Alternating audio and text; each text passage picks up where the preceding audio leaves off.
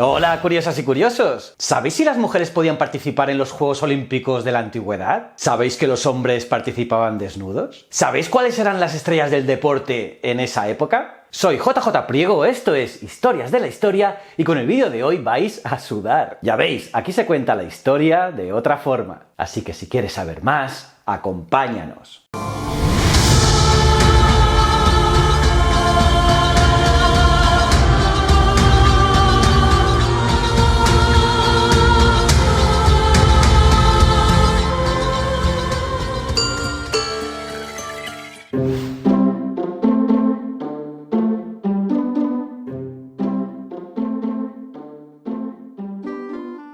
Los Juegos Olímpicos de la época clásica se disputaron en Olimpia desde el 776 a.C. hasta que el emperador Teodosio los abolió en el año 394 de nuestra era.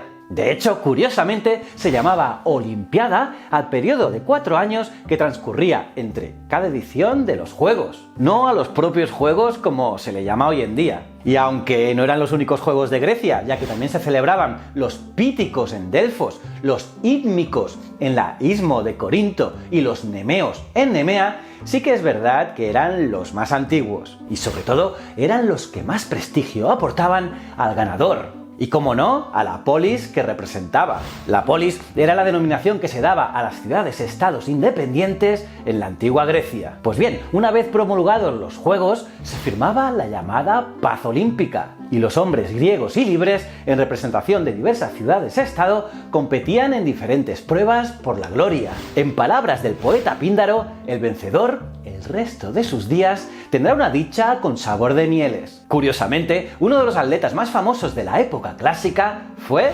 Diágoras de Rodas, que además de ser el gran triunfador en los Juegos celebrados en el 464 a.C., inició una saga de campeones olímpicos, ya que sus hijos Diamagueto, Acusilao y Dorío, así como también sus nietos Eucles y Pisírodo, siguieron sus pasos. Además, cuenta la leyenda que el día que Diamagueto y Acusilao fueron coronados campeones, se acercaron hasta donde estaba su padre, lo subieron en hombros y dieron con él la vuelta triunfal. Orgullosos evidentemente de su padre, pero fue demasiada emoción para su viejo corazón y allí mismo falleció Diágoras. Por cierto, un dato importante, las mujeres tenían prohibido participar. Pero no solo eso, tampoco podían asistir a los Juegos. Pero Calipatira, hija del famoso deportista Diágoras y madre de Pisírodo, estaba tan segura del triunfo de su hijo que decidió jugársela y así vivir en directo aquel día. Se vistió con las ropas de los entrenadores y consiguió colarse. Y tal como ella había soñado, su hijo consiguió hacerse con la victoria. Pero llevada por su alegría, saltó la valla para felicitar a su hijo y la ropa se le quedó enganchada. Y de esta manera, Calipatira se quedó desnuda frente a todos. Según las reglas que regían los Juegos,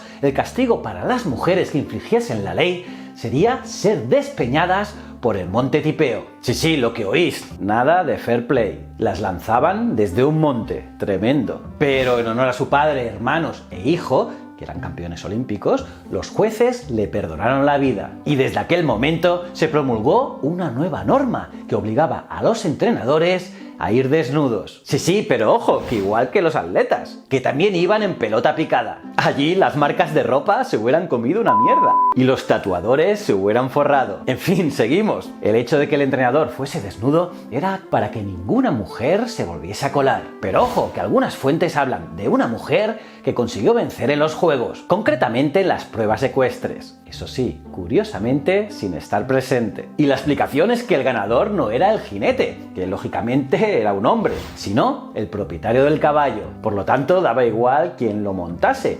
Así que digamos que el jinete era un complemento del caballo. Pues bien, Cinisca de Esparta, hija del rey Arquídamo II, era la propietaria de los caballos que en las carreras de carros obtuvieron la victoria en las Olimpiadas de 396 y 392 a.C. Curioso, ¿verdad? Pero aquí no acaba el vídeo, y es que algunas mujeres decidieron no resignarse, y dado que no podían participar en los Juegos de los hombres, crearon los suyos propios. ¡Ole por ellas! Así, en honor a la diosa Hera, también cada 4 años y solo unos días antes de los masculinos, se celebraban también en Olimpia los Juegos Ereos. Al frente de la organización de estos juegos había un grupo seleccionado de 16 mujeres. Las participantes competían divididas en 3 grupos según las edades y lo hacían en una única prueba. Una prueba que consistía en una carrera a pie con un recorrido algo inferior al de los hombres. Eso sí, os preguntaréis, ¿iban desnudas? Pues no, las mujeres no competían desnudas.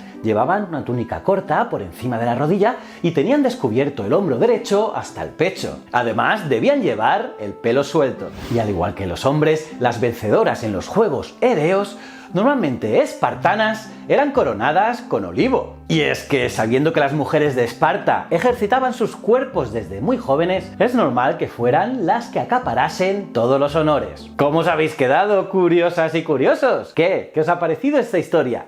¿La conocíais? Me lo podéis poner en los comentarios, los leo todos. Y nada, aparte de darle like al vídeo, suscribiros y campanita, os recomiendo estos 2 vídeos. En uno os hablo de cuando los calzoncillos fueron protagonistas y además hay una historia muy curiosa de unos Juegos Olímpicos. Y en este os hablo de una anécdota de Julio Verne y Alexandre Dumas. Son alucinantes. También me podéis seguir en Ciencias de la Ciencia e Easy Promos TV. Y recuerda, el conocimiento es un requisito esencial para la supervivencia. Muchísimas gracias.